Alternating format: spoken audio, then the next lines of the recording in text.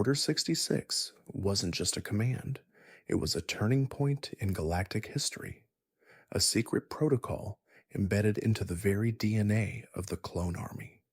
Soldiers bred for loyalty suddenly became executioners, wiping out the Jedi they'd once fought beside. The architects behind this, Darth Sidious and the Kaminoans, ensured it through a microscopic inhibitor chip lodged in every clone's brain.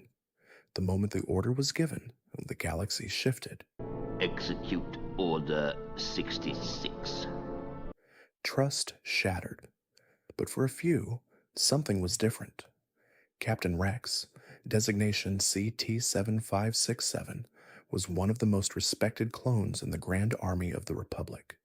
He led the 501st Legion into battles that defined the Clone Wars. From Umbara to Mandalore, he wasn't just a soldier. He was a leader, a brother, a friend. He served under Anakin Skywalker and later fought alongside Ahsoka Tano. His decisions saved lives, and crucially, he'd already started to question the system. The cracks first appeared during the campaign on Umbara. Jedi General Pong Krell ordered morally questionable tactics that led to clone-on-clone violence. Rex followed orders until he didn't. When Krell betrayed the Republic, Rex didn't hesitate. He arrested him.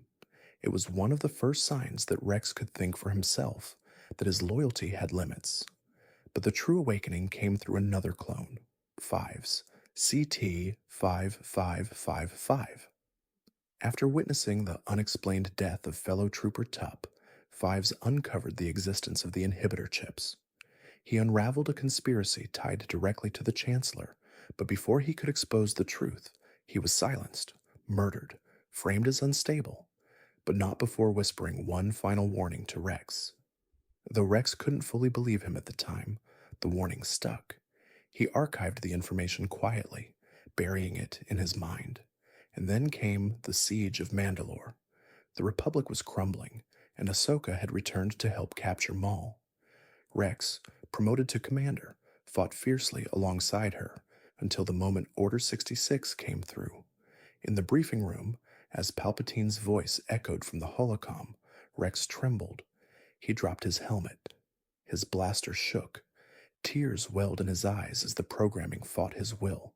He muttered, "Find Fives." Find him. Find him. Fives. Before his trigger finger turned against Ahsoka. But she escaped, just long enough to stun him and perform emergency surgery to remove the chip. When Rex woke, everything had changed. No longer bound by programming, he joined Ahsoka in defying the very brothers he once led.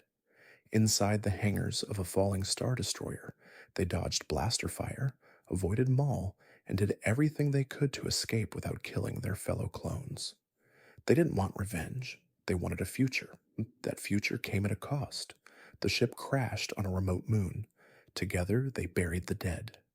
Rex stood over the graves of men who didn't choose this, who'd been stripped of will. It wasn't just mourning, it was guilt, and it drove him underground. Rex didn't vanish completely. He faked his death and then resurfaced years later on Selos, hiding with fellow renegades Wolf and Gregor, other clones who'd removed their chips. They hunted Jupas across salt flats and kept to themselves. But the galaxy wasn't done with them. When the crew of the Ghost came searching during the early days of the rebellion, Rex returned to the fight. He helped Kanan Jarrus, himself a Jedi survivor of Order 66, learn to trust a clone. Rex eventually joined the Rebel Alliance and fought at the Battle of Endor long after his generation had been forgotten.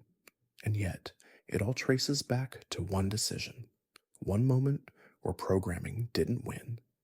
Captain Rex disobeyed an order that should have been absolute, and in doing so, he preserved a part of the Republic worth saving.